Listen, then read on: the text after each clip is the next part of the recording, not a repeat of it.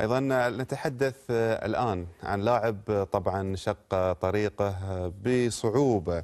قصة اليوم لاعب كرة طائرة من سوريا قطع طريق طويل للوصول للاحتراف في ألمانيا، عانى الكثير والكثير ولم يترك شغفه الأول الكرة الطائرة.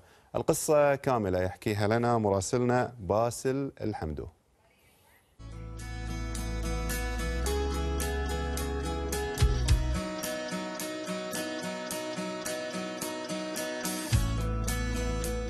عبد الحنان زاهد اسم ارتبط طويلا بذاكرة عشاق كرة الطائرة في سوريا. يقلب عبد الحنان بين صور الحاضر والماضي، اختلفت الوجوه واختلف الزمان والمكان، لكن شيئا واحدا مشتركا بينها: كرة الطائرة أينما حل ترحاله. صراحة بداياتي أول شيء كانت بداياتي مع فرق الطلائع، بعدين انتسبت إلى نادي السد مع الأستاذ مأمون جمول، ولعبت بكافة الفئات في نادي السد، الصغار والأشبال والناشئين والشباب. ثم انضميت إلى المنتخب الوطني في عام 1993 و 94 منتخب وطني للشباب. بعدها انتقلت إلى نادي الجيش ولعبت 3 مواسم مع نادي الجيش. في ظروف الحرب ما ظل في نشاط رياضي، لذلك اضطريت إني أجي على ألمانيا.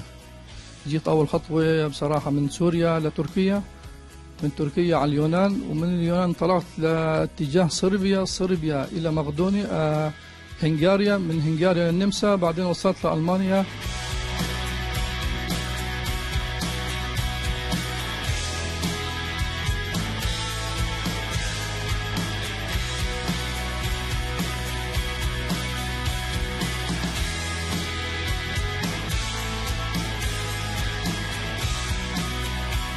حنان صديق الصبا والطفولة والشباب. حنان بعرفه من زمان كتير، أصدقاء من لما كنا بمدينة الطقة بحكم مدينتنا كانت صغيرة. طبعا هون بألمانيا ما وقف نشاطه بس بسوريا، حبه للعبة.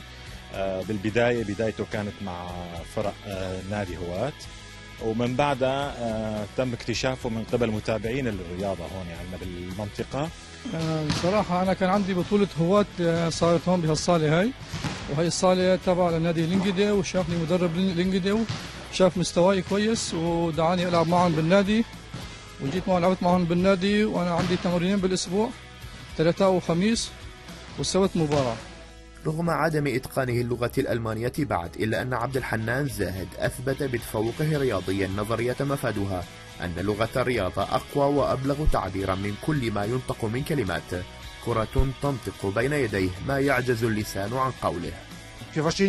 عبد الحنان لا زال يتعلم اللغة الألمانية ولم يتقنها جيدا بعد، لكنه لاعب محترف يفهم ما يجب أن يفعله على أرض الملعب دون أن تتحدث معه، ويقدم لزملائه الدور المطلوب منه تماما. في برنامج سبايك، باسل الحمدو، ألمانيا.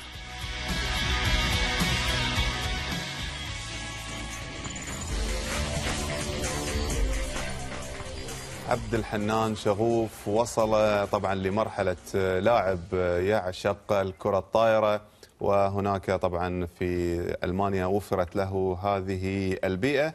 شكرا طبعا لمراسلنا، وشكرا لعبد الحنان الذي لم يترك شغفه ولم يترك كل العوائق لترك أو الابتعاد عن الرياضة.